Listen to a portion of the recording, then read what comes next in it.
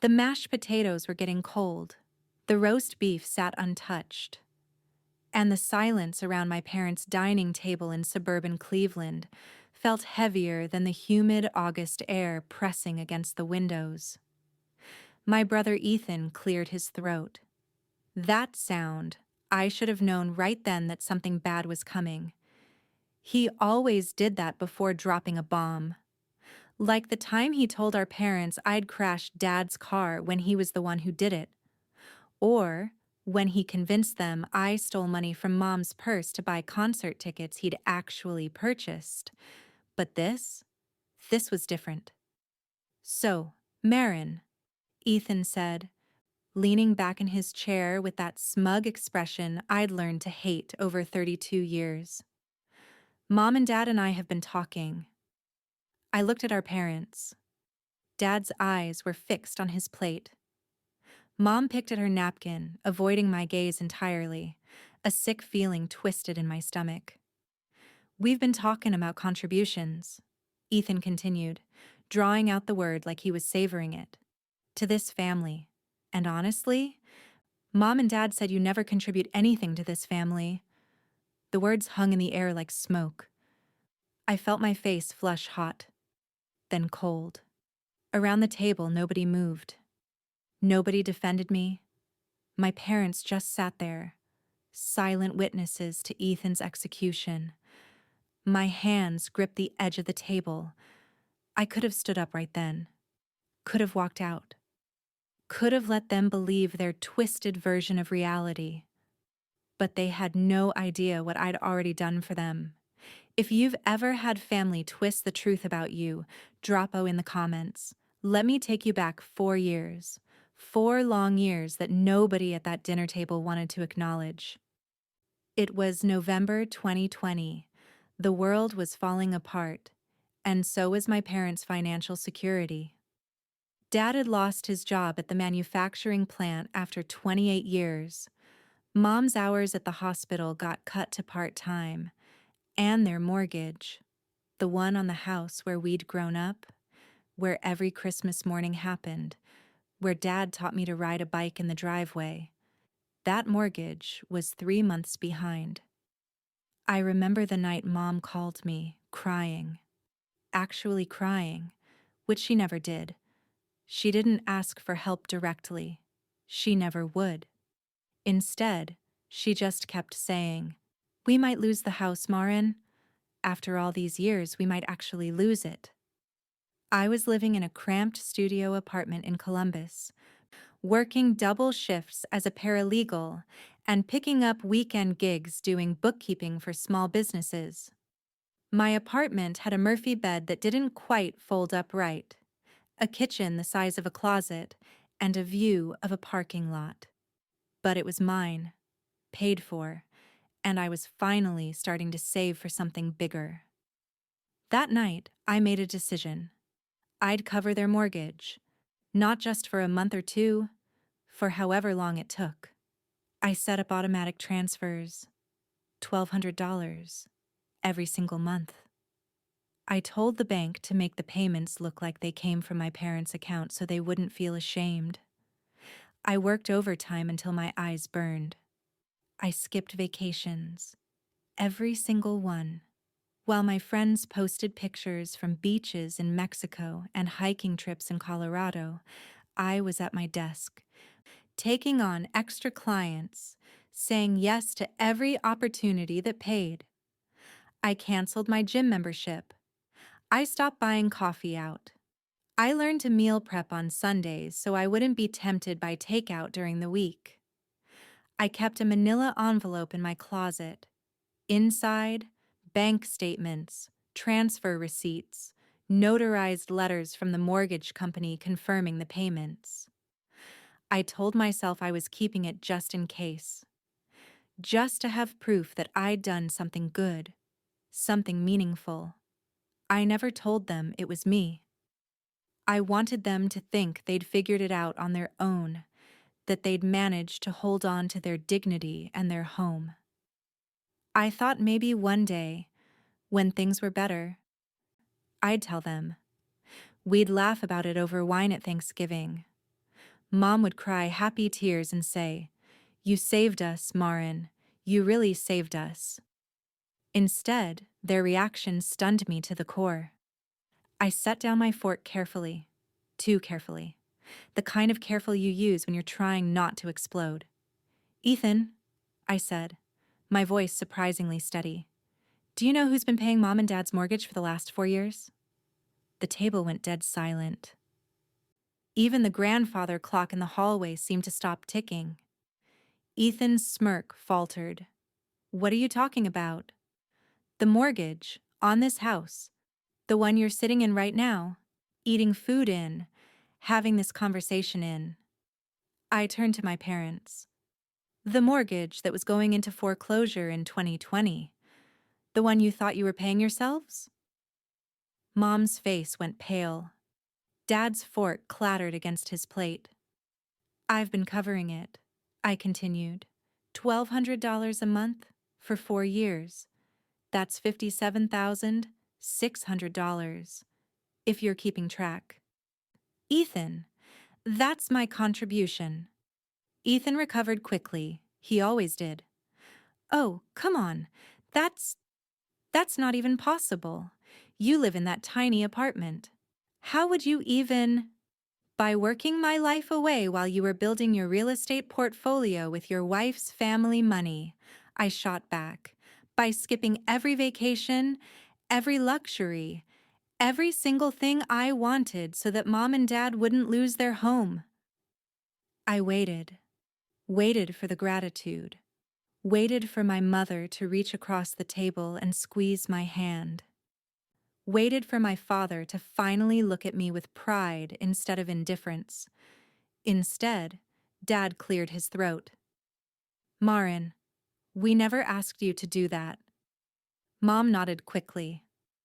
"We would have figured it out ourselves. You shouldn't have interfered." My brother leaned forward and I saw something flicker in his eyes. Not shock, not shame, calculation. "This is exactly what I'm talking about," Ethan said, his voice taking on a concerned, reasonable tone that made my skin crawl. "You're trying to buy approval. You're holding this over their heads. If this was you, would you expose the truth or stay silent? Tell me in the comments what you'd do." That was only the beginning of Ethan's betrayal. The dinner ended 20 minutes later. Nobody ate. Nobody thanked me. I drove home in a daze, my hands shaking on the steering wheel. The next morning, I woke up to 17 missed calls. Not from my parents apologizing, from extended family members asking me what the hell I was thinking. Aunt Lorraine called me manipulative. Uncle Rick said I was making things awkward and needed to let it go. My cousin Sophia sent me a long text about how family doesn't keep score, conveniently forgetting that she'd asked me for $3,000 last year to cover her wedding deposit, money I'd given her and never mentioned again. But the worst call came from Mom.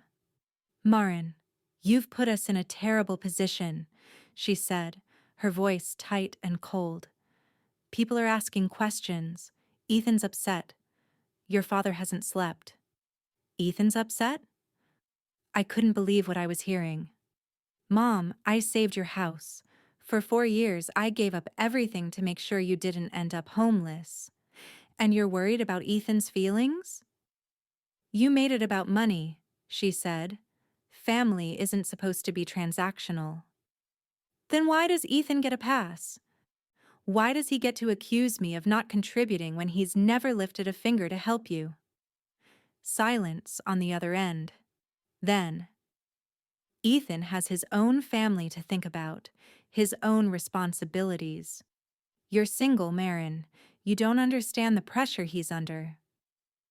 I hung up. I actually hung up on my mother for the first time in my life. Over the next week, the freeze got worse. Group texts that I was suddenly left out of. A family barbecue at Ethan's house that I wasn't invited to. When I showed up anyway, Because nobody actually told me not to come, the conversation stopped when I walked into the backyard. People looked at me like I was the villain in a movie, not the person who'd been quietly holding everything together. Ethan played his role perfectly. The concerned older brother, the reasonable one who just wanted what was best for everyone. He'd pull people aside, shake his head sadly, and I could see their expressions change. Whatever he was telling them, it was working. We've all had someone twist our good deeds.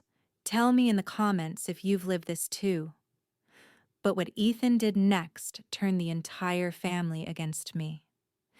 Ethan's campaign against me wasn't loud. It wasn't dramatic. It was surgical. It started at my cousin Devin's graduation party in Chicago. I'd driven 3 hours to be there, brought a generous gift, and showed up ready to celebrate. The party was at a hotel banquet hall, one of those places with too many mirrors and champagne-colored tablecloths. I walked in and immediately felt it. That shift in energy when everyone knows something you don't. My Aunt Pamela was whispering to my Uncle Carl by the appetizer table. They both looked up when I approached, and their conversation died instantly. "Oh, Marin," Aunt Pamela said with a smile that didn't reach her eyes. "So glad you could make it." "Wouldn't miss it," I said, trying to sound normal. "Where's Devin?" "Taking photos with family," Uncle Carl said pointedly. The emphasis on family wasn't subtle. I found out later, through a cousin who still talked to me, what Ethan had been saying. He'd crafted this narrative that I was financially unstable, that I'd been secretly paying their mortgage as a way to control them, to make them feel obligated to me. He told people I'd thrown it in Mom and Dad's faces at dinner, that I'd humiliated them in their own home. He even suggested I might be having some kind of breakdown. The golden child narrative stuck to Ethan like cologne. He was the successful one. The married one with the beautiful house in the suburbs and the 2 kids in private school. He coached Little League and served on his HOA board. He was the one who showed up to family functions with expensive wine and stories about his latest investment property.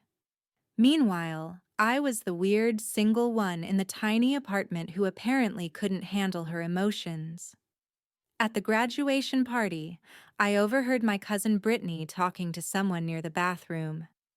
"I mean, I feel bad for her," Brittany was saying, "but like, if you give someone money, you can't throw it back in their face later. That's not how family works." I left before the cake was served. Sat in my car in the parking garage for 20 minutes, crying so hard I couldn't see. He thought he'd buried me, but he didn't know I had proof. The manila envelope sat on my kitchen counter for 3 days before I opened it again. I'd pull it toward me, then push it away. Open the flap, then close it. I knew what was inside. 4 years of documentation. Bank statements with neat circles around every $1,200 transfer. Printed emails with the mortgage company confirming receipt of payments. Notarized letters I'd had prepared by a lawyer friend, just in case Mom and Dad ever needed proof that the payments had been made. I'd kept meticulous records. Not because I wanted to use them, but because that's who I am. The careful one, the responsible one, the one who thinks ahead. But now those records felt like ammunition. I made coffee and sat at my tiny kitchen table. Outside my window, the parking lot was nearly empty except for a few cars and a stray cat that liked to sleep under the dumpster. This was my life. This cramped space, this view, this loneliness, all of it chosen so my parents could keep their house and their dignity. I spread the documents across the table. Each one told the same story. I'd been telling the truth. Every word at that dinner table had been backed by cold, hard evidence. My phone buzzed. A text from a number I didn't recognize. "Hey Marin, it's Trevor. Ethan's friend from his real estate firm. Just wanted to say I heard what happened and I'm sorry people are being jerks. For what it's worth, I think what you did was incredible." One person. Out of 37 family members, one person believed me. I took a photo of the documents. All of them. Not to post publicly, I wasn't there yet. But to have them ready. To know that when the moment came, I wouldn't be scrambling. Would you wait and strike later? Or expose them immediately? Drop your answer below. 3 weeks later, Mom called. "We're having another family dinner," she said. "Just the four of us. We need to talk about this like adults and move forward." I almost said no. Almost told her that I was done being the family punching bag. But something in her voice made me curious. She sounded tired, defeated. For a split second, I wondered if maybe she'd finally come to her senses. "Okay," I said. "I'll be there." I brought the envelope. The night I opened that envelope at dinner, Ethan's face drained of all color. The table was set beautifully. Mom had made her famous lasagna, the one she only made for special occasions. Candles flickered in the centerpieces. Ethan and his wife Simone sat across from me, and for a moment it almost felt normal. Almost. "Marin," Dad started, his voice gruff but gentler than before. "We asked you here because we want to clear the air. This family can't function with all this tension." "I agree," I said calmly. I placed the manila envelope on the table next to my water glass. Ethan's eyes locked onto it immediately. "What's that?" "Evidence," I said simply. "Since everyone seems to think I'm lying or exaggerating, I brought proof." Mom's hand went to her throat. "Marin, we don't need to do this." "Actually, we do." I opened the envelope and pulled out the first document. A bank statement from November 2020 with a bright yellow circle around the hard $200 transfer. "This is the first payment I made. The mortgage was 93 days past due. You were 2 weeks from foreclosure proceedings." I slid it across the table to Dad. His face crumpled as he read it. I pulled out another. And another. 48 months of statements. 4 years of proof spread across the table like a paper trail of truth. "These are notarized letters from the mortgage company," I continued, my voice steady despite the tears building behind my eyes. "They confirm every payment, the dates, the amounts, everything." Simone's mouth fell open. Mom covered hers with her hand, her eyes filling with tears. But it was Ethan's reaction that I'll never forget. All the color drained from his face. His jaw worked like he wanted to say something but couldn't find the words. For once in his life, my smooth-talking brother had nothing to say. $57,600, I said quietly. "That's what I contributed to this family. While you were telling everyone I was unstable and manipulative, I was the reason Mom and Dad still have a roof over their heads." The silence was deafening. Then Dad spoke. "Marin, we didn't ask you to do this." My head snapped toward him. "What?" "We would have figured something out," he continued, his voice strained. "You shouldn't have interfered in our finances without telling us. That's a violation of trust." I couldn't breathe. "A violation of trust? You were going to lose everything." Mom's voice was small. "We understand you meant well, honey, but this put us in an uncomfortable position. We would have preferred to handle it ourselves." Ethan found his voice then. Even in defeat, he couldn't resist. "See, this is exactly what I said. You did this to make yourself look good, to hold it over them. I did this because I love them. My voice cracked. Because the thought of you losing this house, the house where we grew up, where all our memories are, it was unbearable to me. Quick pause. What would you have done? Would you keep paying or walk away? Tell me in the comments. But they'd already made their choice. In their eyes, I saw it clearly. I wasn't the hero of the story. I was the problem. Their rejection cut deeper than Ethan's lies. I gathered up my documents slowly, methodically, put each one back in the envelope while my parents and brother watched in silence. I'm done, I said finally. I'm done trying to prove myself to you. I'm done being the scapegoat, and I'm done paying for a house where I'm clearly not welcome. Marin, Mom started. No. I stood up, the chair scraping loudly against the floor. You've made it very clear how you feel.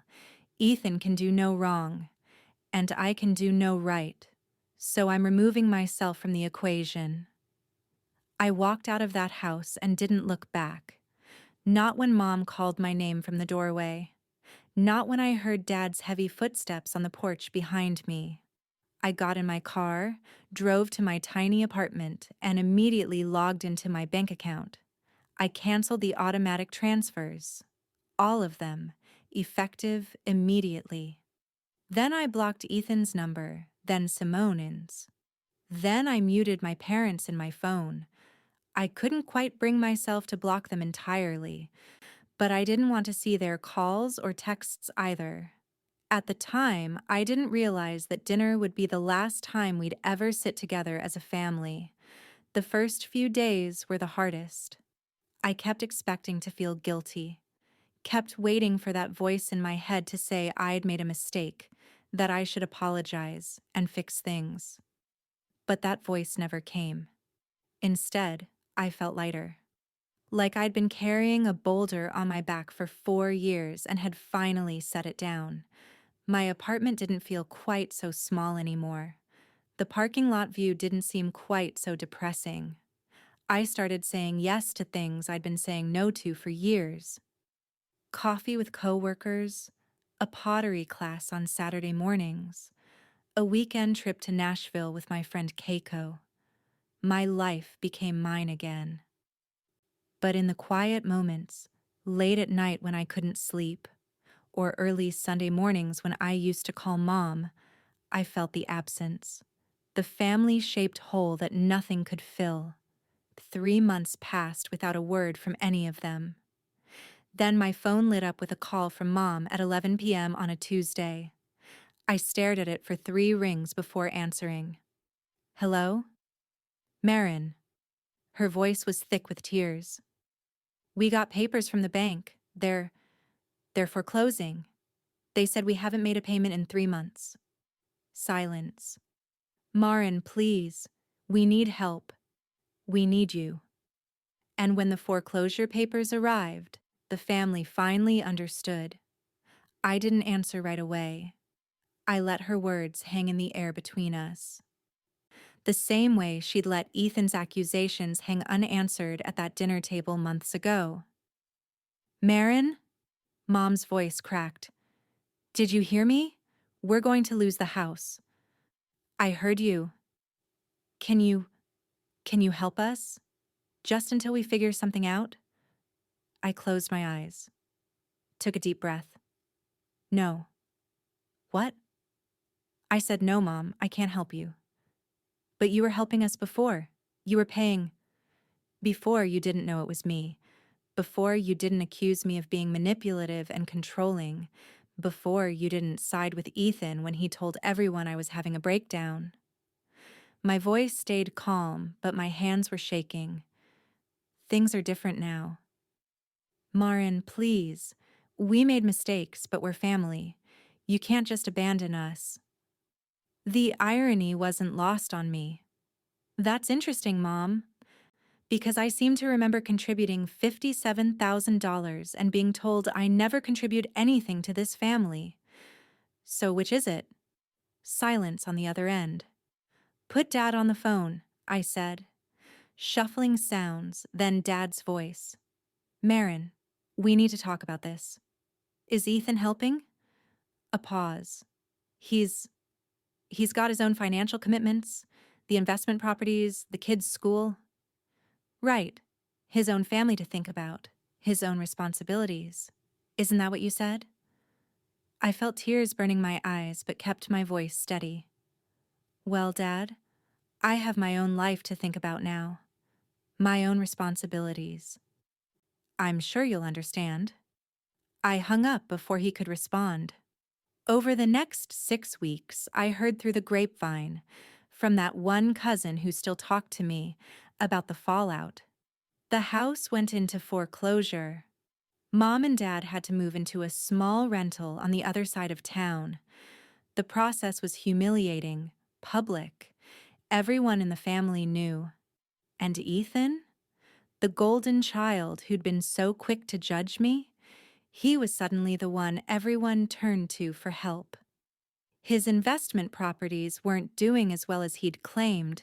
His wife's family money came with strings attached. He couldn't cover the mortgage without seriously damaging his own financial situation. For the first time in his life, Ethan had to say no to our parents, had to admit he couldn't fix everything with his charm and his connections. The family group chat, the one I'd been removed from, apparently became a war zone. People taking sides, arguments about who should have done what, accusations flying, and through it all, my name kept coming up. If only Marin hadn't stopped helping. If only we'd been more grateful. If only we'd listened.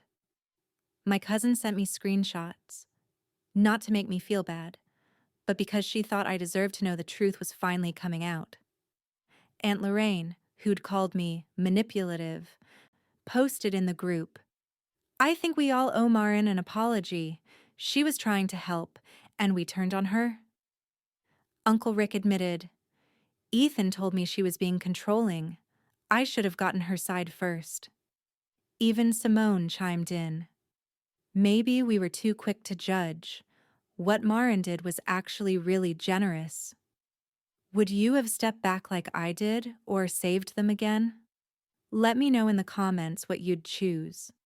But the person I wanted to hear from most stayed silent. Ethan never apologized, never acknowledged what he'd done.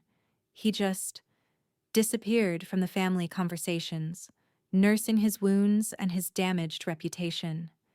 And yet, even after losing everything, they still blamed me. It's been 2 years since that last family dinner. 2 years since I canceled those mortgage payments and walked away from the people who were supposed to love me unconditionally. My parents are still in that rental. It's smaller than the house I saved for 4 years, but they're managing. Dad found part-time work at a hardware store. Mom picked up more shifts. They learned to live within their means, something they probably should have done a decade ago. Ethan and I haven't spoken. Not a single word. I heard through my cousin that he sold 2 of his investment properties and had to pull his kids from private school. His marriage is strained. His perfect life isn't quite so perfect anymore. Some family members have reached out to apologize. Aunt Lorraine sent me a long email that I read but never answered.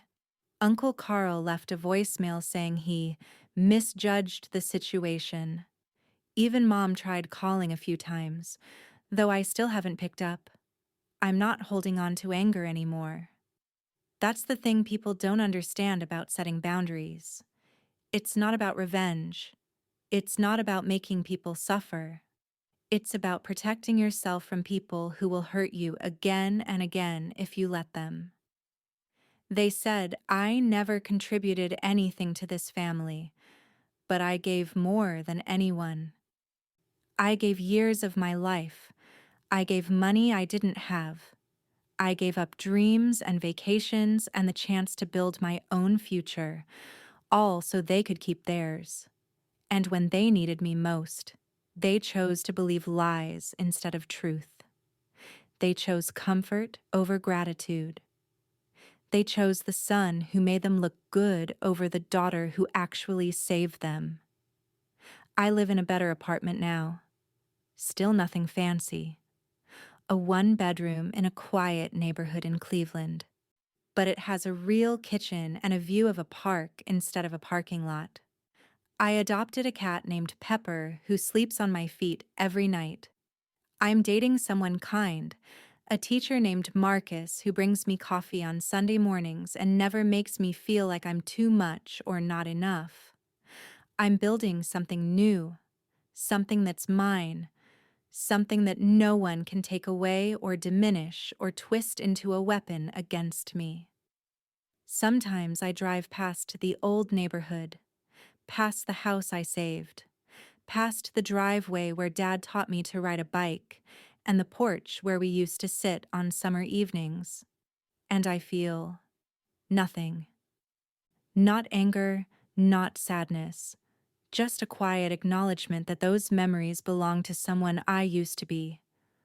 My family wanted me to be invisible, to give without acknowledgement, to serve without appreciation, to disappear when I became inconvenient.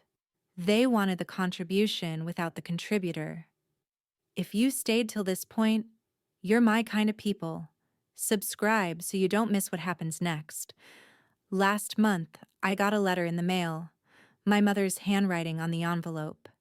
I almost threw it away, but curiosity got the better of me. Inside was a short note. Marin, I think about you every day. I know we failed you. I know we chose wrong. I don't expect forgiveness. But I want you to know that I finally understand what you did for us, and I'm sorry it took losing everything to see it. Love, Mom. I put the letter in a drawer. Maybe someday I'll answer it. Maybe someday I'll be ready to let them back in some small way. But not today. Today, I'm enough. My life is enough. I'm not the family scapegoat anymore. I'm not the invisible daughter giving everything and receiving nothing. I'm just Marin. And that's more than enough. They said I never contributed anything to this family. But the truth is, I gave everything. And when they threw it back in my face, I finally learned the most important lesson. Sometimes the greatest contribution you can make is knowing when to walk away. They wanted me gone, but in the end, I was the one they couldn't survive without. Thanks for sticking with this story. If it hit home for you, smash that like button and drop a comment about your own family drama. And subscribe. Because trust me, there are more stories where this came from. I'm Boss Dollar, and I'll see you in the next one.